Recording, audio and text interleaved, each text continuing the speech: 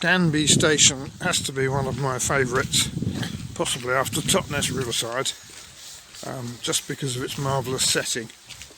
Please shut the gate to stop sheep from getting on the railway line. Doesn't tell me about ducks and geese, but there is the station house, and if you want to park, you've got to open the gate.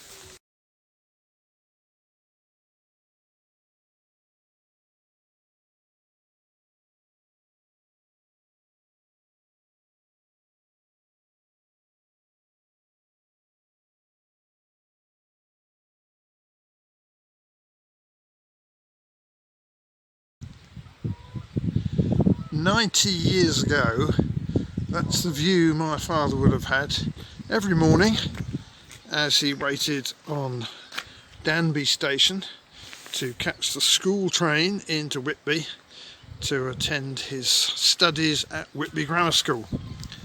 And Danby station is still alive.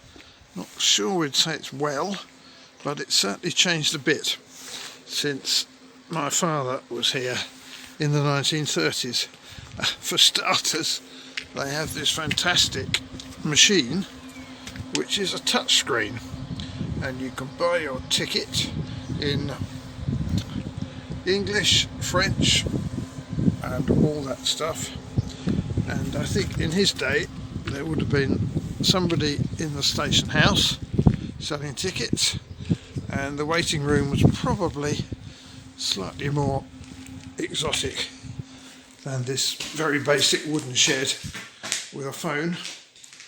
And Danby being remote, the onward travel information with the little circle showing a 10-minute walk, you can see there isn't much here down in the Esk Valley, but what there is rather lovely. So, leaving aside the joys of the Danby waiting room and the monkey puzzle tree that's certainly been there for 90 years, we await the train to Whitby. There are precisely 4 trains a day, so if you miss one, you are stuffed. Welcome to Danby.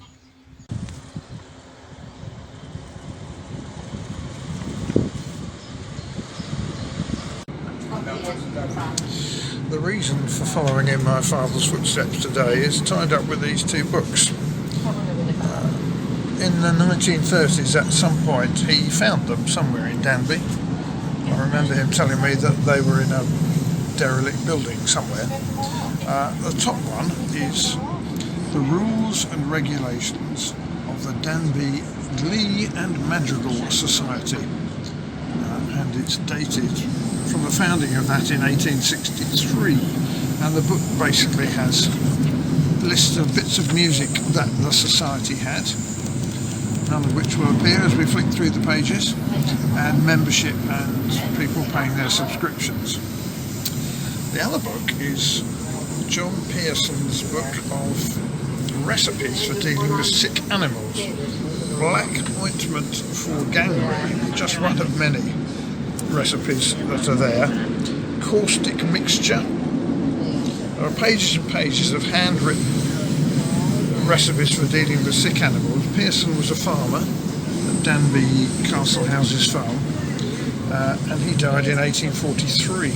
And this book has been in my father's possession since he was a teenager, and he was born in 1916. But after his death, it seemed to me, Eskdale. After his death, it seemed that they really ought to If be you are leaving the train back in Yorkshire. mind the gap between the train and platform edge. So this And is. please do not try to use the foot crossing until the train has left the station. So I'm going to take these to the Whitby Museum today and give them to them. And anyone in North Yorkshire who wants to know what to do about blindness in sheep can apply at the museum.